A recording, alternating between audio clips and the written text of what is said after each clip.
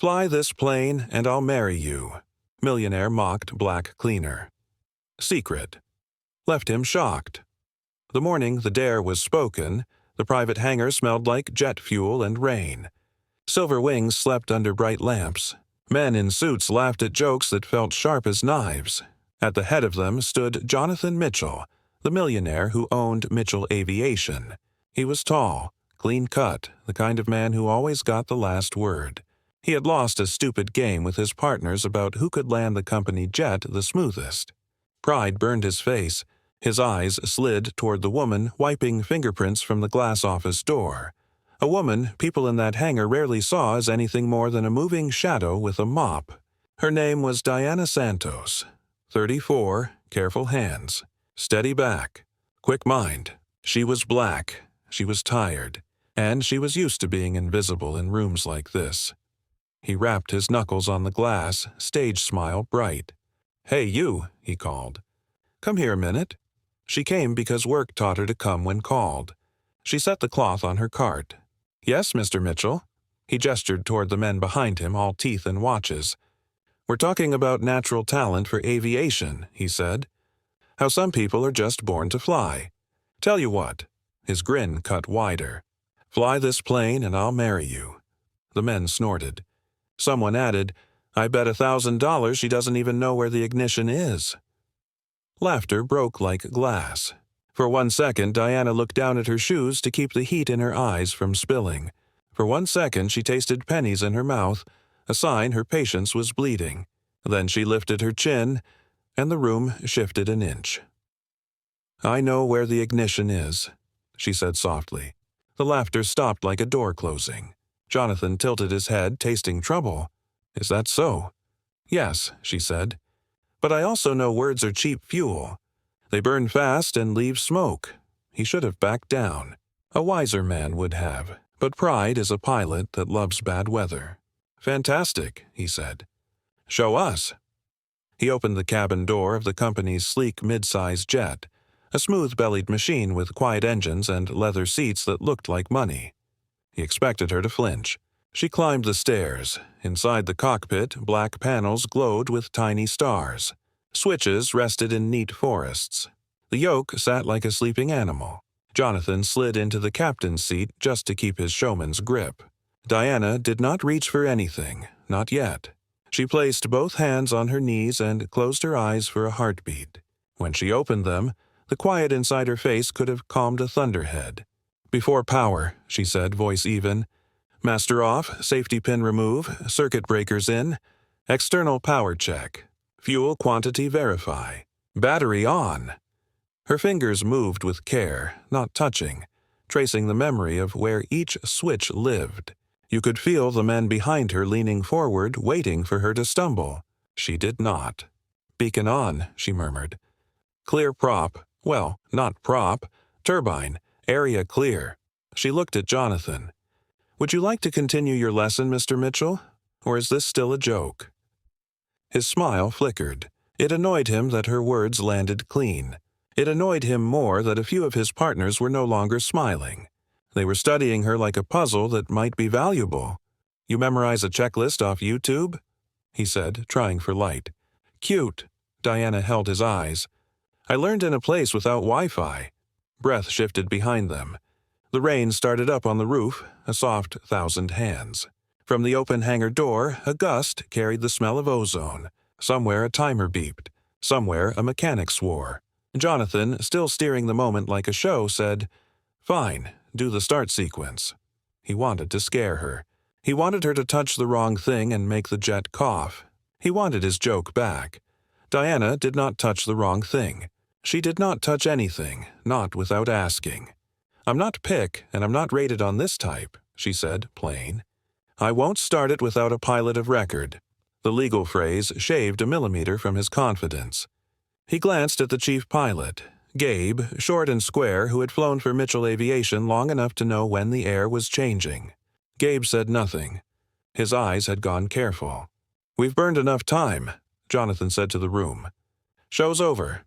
He stood as if to end it, but his hand drummed the yoke once, a tell he didn't know he had. Before he could dismiss her, the radio cracked to life with a call from operations. A problem. A bigger problem than his pride. Mitchell Flight Desk to Hangar A. Urgent. Gabe reached for the handset. Go ahead. The voice carried stress. MedJet out of service. We've got a donor heart landing at Westfield in 30 minutes for the pediatric case at St. Gabriel. Our backup crew is stuck in Newark with a ground stop. The parents are here. They need our jet in the air in 15. A silence fell so hard you could hear the rain flatten. A donor heart meant a clock. A clock meant a life. Jonathan's jaw set. His company provided emergency lift for hospitals partly out of contract, partly out of image, partly because his mother had died waiting for care, and he had sworn to bend time with money whenever he could. He looked at Gabe. Can you go? Co-pilot's 2 hours away, Gabe said, eyes sliding to the crew schedule. I can't depart alone. He didn't have a waiver. Regulations were a steel door he would not break. The room felt small all at once. The men who had laughed looked at the floor. The child at St. Gabriel did not know about pride games in a hangar. Diana put one hand on the seat back. It was the smallest movement, and it changed everything. You need a second set of hands, she said. I can be that. I know checklists. I know radios. I know how to keep calm when calm is the only bridge you have. There are moments when a person's voice builds a place for others to stand. Hers did. Gabe searched her face, not for polish, but for truth. He saw no shine there, only a quiet that did not break. She doesn't have a rating, one partner hissed. It's illegal. It's not illegal to have a qualified passenger assist, Gabe said, almost to himself, running the map of rules in his head. I need a body who can follow directions and not panic. Jonathan felt something ugly struggle inside him. The dare he threw like a stone was coming back as a bridge someone else could walk. He looked at the clock. He thought of his mother's last hours. Pride is loud until a child's name is in the room. Go, he said, and his voice had no show left in it. Take the jet. Get that heart. They moved fast. The hangar turned into a hive. Fuelers rolled hoses. A mechanic did a walk-around so quick it looked like a dance. Diana pulled on a spare headset and strapped into the right seat. The leather smelled like new books. Her fingers trembled once, then steadied as she adjusted the rudder pedals to reach. She breathed in 4 counts, out 4 counts. Across from her, Gabe worked the cockpit with muscle memory. Battery on, APU start, avionics up, screens blooming green and gold. He glanced at her. You ever fly glass? I've flown steam and glass, she said. I listen well. He nodded. On the overhead, lights winked alive. The jet was waking. Outside, Jonathan stood under the wing, rain darkening his suit. He watched the engines spin up 1 and 2. Twin whines rose to a steady hum. He felt small in a way he had never met before, like a boy who had mocked something he did not understand and then watched it take wing. The stairs pulled in. The door sealed. The jet pushed from the line, nose light casting a beam in the rain. Mitchell 992, taxi to runway 27, ground said. Wind 210 at 22, gusting 30. Gusts like hands. Crosswind training day. Gabe's face did not change. Diana, read the taxi checklist. She read, clear. Flaps set 15, trim neutral, spoilers armed, anti-ice on, yaw, damper, engage. They moved. The hangar lights slid away like a curtain. The runway opened like a road to a hard sky. At the hold short line, the radio popped. Mitchell 992, be advised, storm cell moving in fast from the southwest. If you're going, go now. Gabe looked once at Diana. Ready? Ready.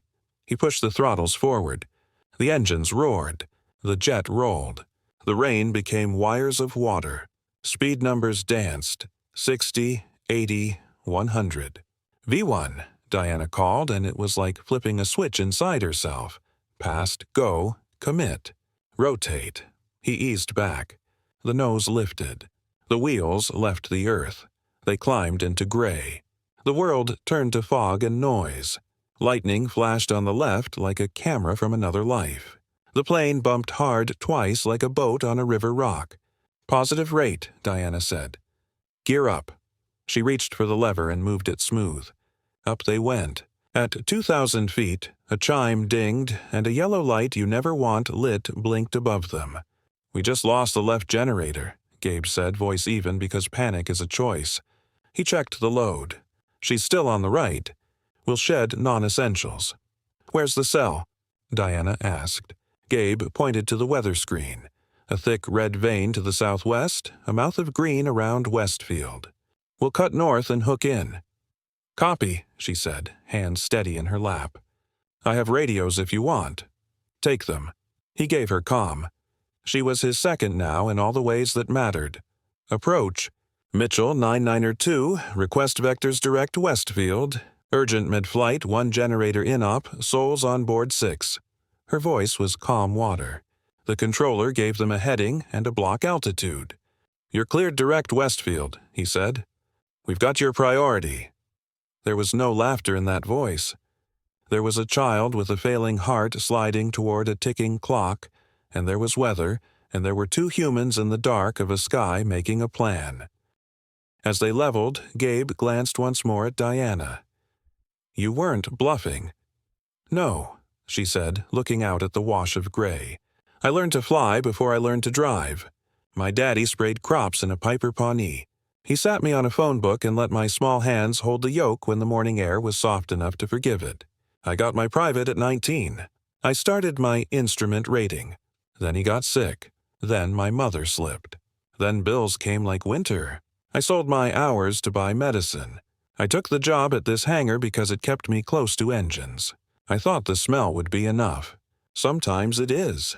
Most days it isn't. She spoke as if telling the weather itself who she was. Gabe nodded once. You still fly? In my bones, she said. And once a month in a club Cessna a friend rents to me at midnight.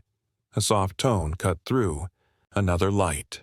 We've got a gear disagree, Gabe said. Nose shows not locked. They weren't even near landing yet. The indication might be a sensor glitch, or a hint of trouble they'd meet later like a dog at a fence. He marked it, kept flying. We'll deal with it on approach. Diana's jaw flexed once and then relaxed.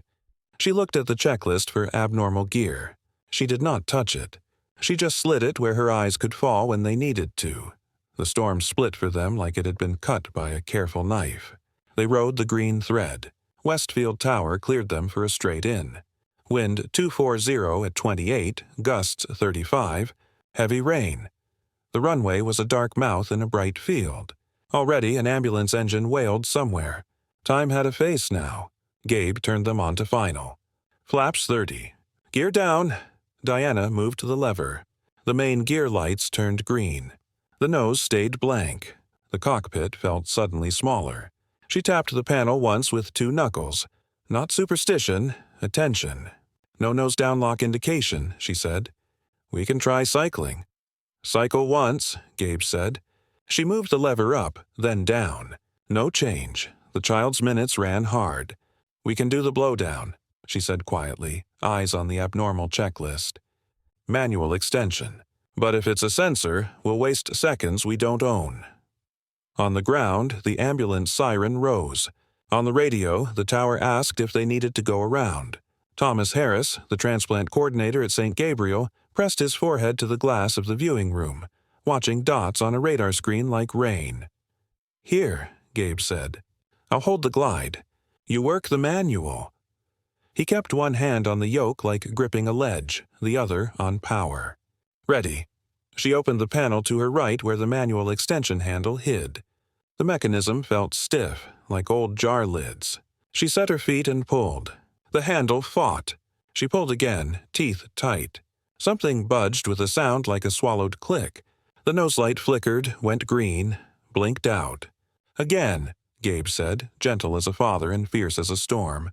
She hauled. The light snapped to green and held. She closed the panel. The runway came closer with big shoulders. 300, the altimeter called. The rain came like beads on a string. 200. The jet shifted sideways in the gust. Gabe corrected with the quiet strength of long practice. 100. It's going to kick, Diana said, and he nodded like he was hearing himself from 20 years ago. 50, 40, 30, 20, 10. The wheels kissed asphalt like forgiveness. They rolled. The jet wobbled once and then straightened true. When it stopped, the door cracked open and wet air rushed in with a taste of metal and cut grass. Paramedics climbed the stairs. The organ cooler was a white box with a beating future inside. Hands took it. Feet pounded down. In 6 minutes, the cooler was in an ambulance racing toward a child's chest. Nobody clapped in the cockpit. They sat very still. The sound of rain softened. The smell of hot brakes filled the air. Gabe took his hand off the yoke and let out a long breath. He turned, finally, and looked at the woman who had held the sky with him. "Thank you," he said. The word was small for what it had to carry. Diana nodded, and only then did her eyes shine. Not from fear, from the ache of having been seen. When they taxied in, the ramp had changed shape. Mechanics stood in a line without quite knowing how to stand. Ops crews came forward and then stopped, hovering like birds near bread. The door opened. The first person up the stairs wasn't a partner or a pilot. It was a mother in green paper shoes. Her face was wet. She held nothing in her hands, because the thing she loved most in the world was in a white box in a moving van. She couldn't give anything. She could only say a word that had been stuck in her throat for weeks. "Please," she said to both of them, "just please." It took Diana a second to understand what the mother wanted. She wanted them to promise it would be okay, and nobody in the world could give that promise. Not really. But Diana stood and took the woman's hands, cold and shaking, and said the truest thing she had. "We got the heart here," she said. "The doctors will do the rest. I will wait with you." The woman nodded like a storm had released its hold by one finger. News moves inside airports like weather.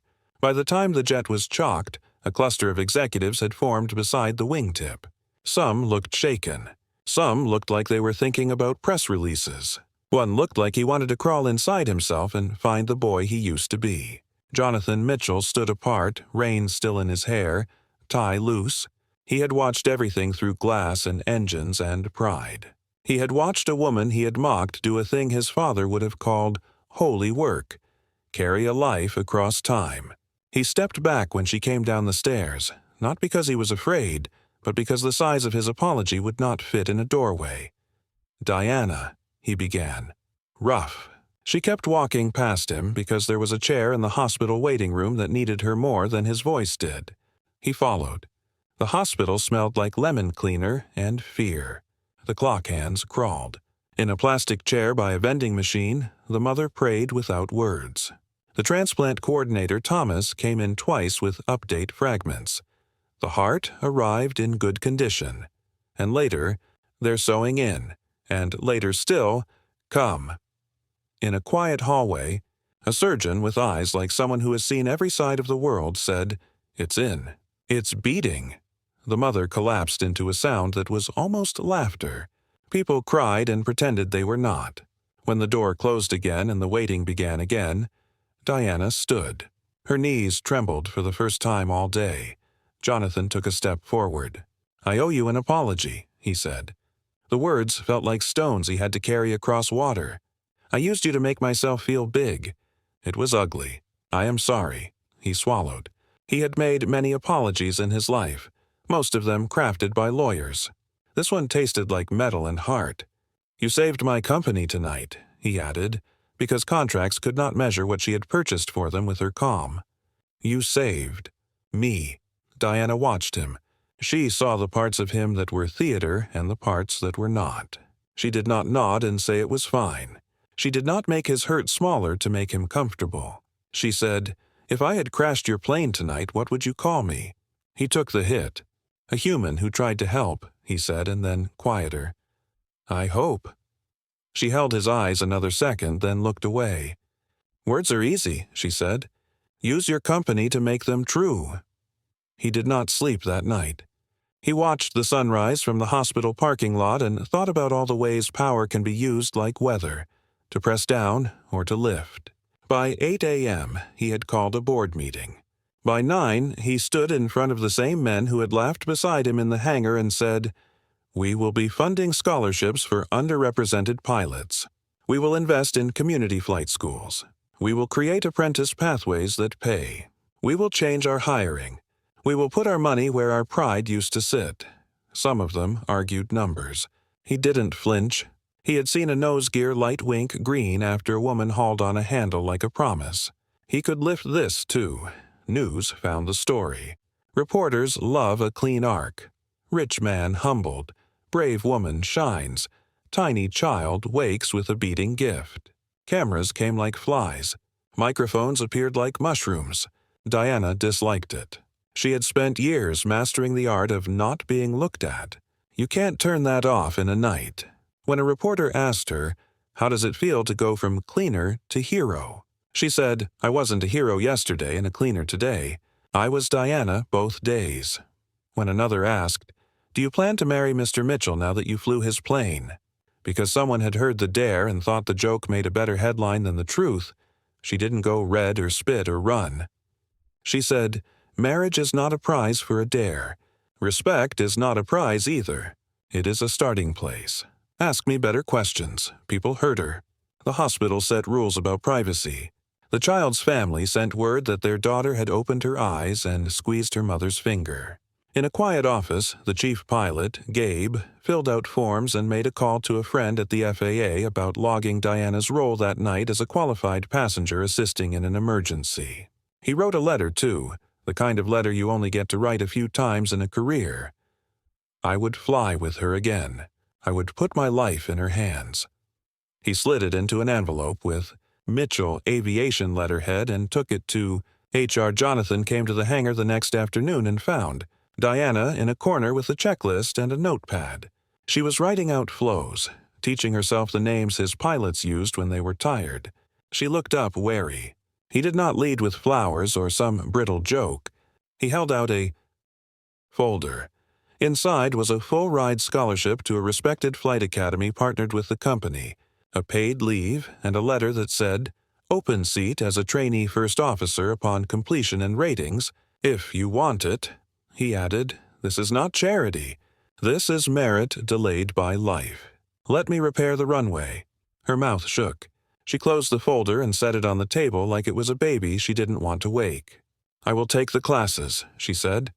"As for the seat, we'll see who I am at the end of it." He nodded. "I'll earn the right to hire you," he said, and the sentence was so upside down from how he used to think that it took the room a second to balance. 6 months is a long time and a blink. In those months, Diana woke at 4 and studied till sunrise. She worked her shift. She read until her eyes burned. She built instrument scans in her sleep. She went up with an instructor in the company sim on her lunch breaks and flew holds that felt like tying bows in wind. She learned the jet's systems the way you learn a song you love, piece by piece until your body can sing it without your mouth. She failed one mock check ride on a day her old grief rose like fog. She cried in the car and then made flashcards until midnight and passed it the next week. People in the hangar started to ask her questions because her answers were better than the manuals half the time. She answered without showing off. She answered like an older sister would. Quiet spread, a respect that didn't need a name tag. On a bright Saturday, she took her mother to the tiny municipal airport where the flight school was housed. They walked the line of tired trainers with peeling paint and loud hearts. At the fence, a little girl in braids pressed her face to the chain links and watched a Cessna do pattern work. "You fly?" the girl asked. "Yes," Diana said. "And you will too if you want." The child smiled like someone had handed her a map. Jonathan changed too. He found himself listening more and talking less, a new habit that made his meetings shorter and his decisions better. He and Diana kept their orbit wide at first. They spoke about systems and checklists and scholarships. They spoke about food trucks for the hangar crews and a daycare in the old Part 135 office. They did not speak about that first awful dare. Some things grow best in soil that has been turned over and left alone. Yet he could not keep from noticing the way she folded a checklist like a letter to herself, or the way she watched the sky before a front moved in, like you watch the face of someone you love to see what they need. He tried not to need her noticing. He failed a little. The second emergency came on a day with a blue so big it looked like a fresh start. A company charter was inbound from Denver with light ice reported. One pilot ill with food poisoning, the other rattled. The autopilot dropped out on approach. The aircraft started to porpoise, a slow, ugly hobby horse. Tower called the hangar, voice tight. "We've got a single pilot on final requesting assistance. Anyone on the ground who can talk them in?" The chief pilot was ferrying another jet. Gabe sprinted into the sim bay. He looked at Diana. She was halfway into the jump seat of the sim already, headset in hand. Jonathan stood at the door and did not speak. He watched her build a world inside a box of screens and save a stranger with words. "Mitchell 5-3, she said into the mic. "This is your company ground assist. I've got your flight director in my mind. You're okay. Let's breathe." The pilot on final, a young man named Rafi, sounded like paper. "I've lost the AP. I'm overcorrecting." "Okay," she said. "You're not alone. You're flying a living thing. Let it settle. Hands gentle. Trim out the fight. That's it. Look long, not short."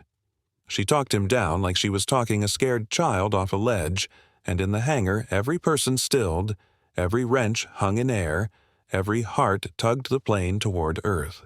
When Rafi's wheels rolled, a cheer went up that shook dust from the rafters.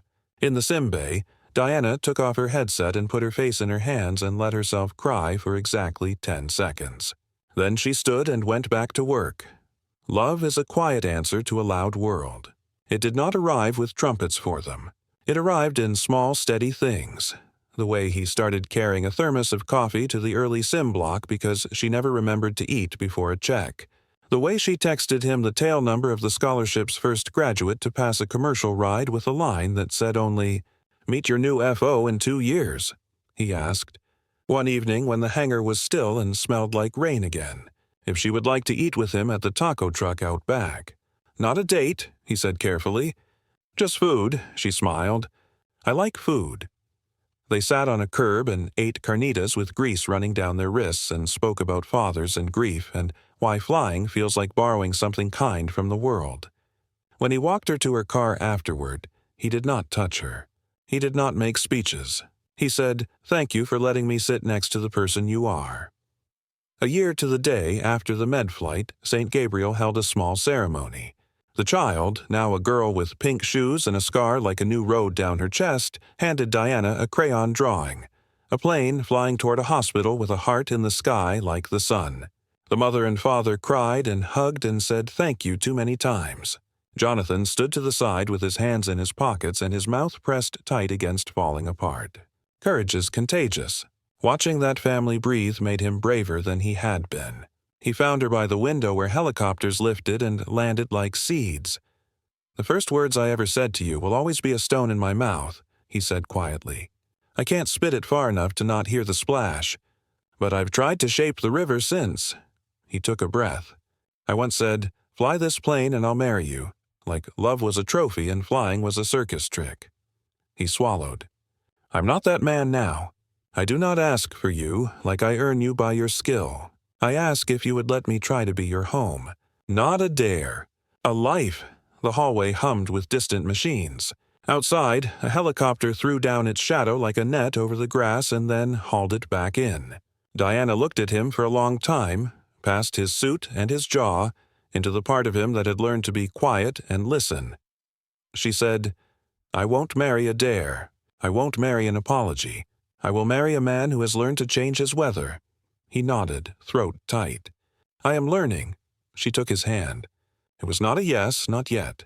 It was a road. 2 years later, on a day with the sky so clear it felt like a bell, a new jet rolled out of the Mitchell hangar with words painted near the door in small letters. Santos Scholarship. Beside it, a line of students in crisp uniforms laughed the way people laugh when a door that has been locked their whole life finally clicks open. The first graduate, a woman named Noor with a braid down her back, posed for a photo with her mother and held up her certificate like a flag. In the crowd, Gabe wiped his eye and pretended dust had launched an attack. In the back row, Rafi grinned and yelled something about lunch. When the speeches were done and the cameras were away, Jonathan and Diana walked the quiet line. "Do you ever think about the first day?" he asked. "Every time I smell rain on aluminum," she said. He stopped by the wing root and turned to her, his hands empty. "I brought no dare," he said. "I brought no show." He brought a ring, small and plain, not a crown but a circle, a promise that turns and does not break. "Will you share a life with me?"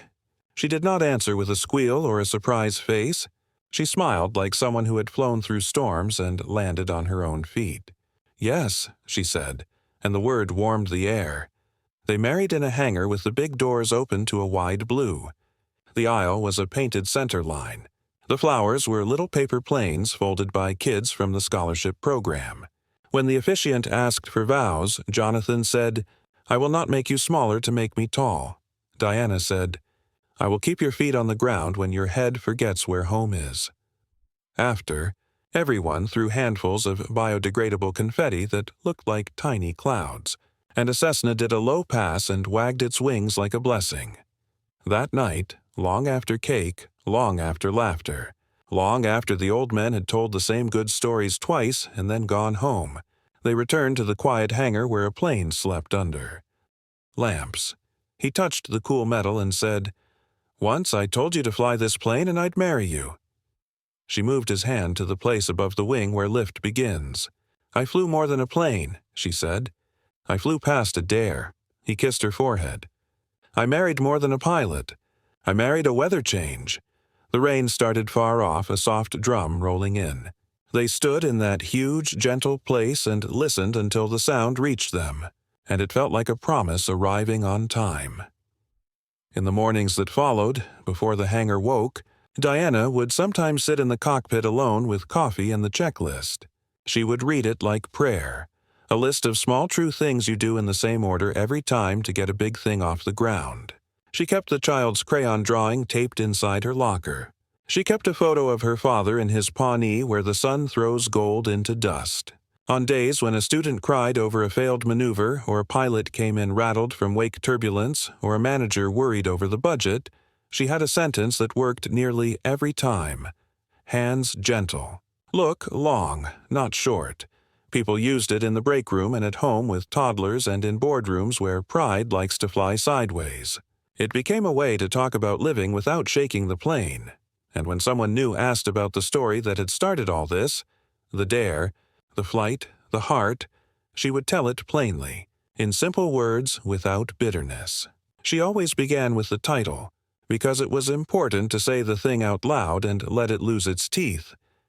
"Fly this plane and I'll marry you." Millionaire mocked black cleaner. Secret left him shocked. Then she would shrug a little, smile a little, and add, the secret was never a trick. It was work. It was love. It was listening to the sky and to each other. That's all. And that was more than enough.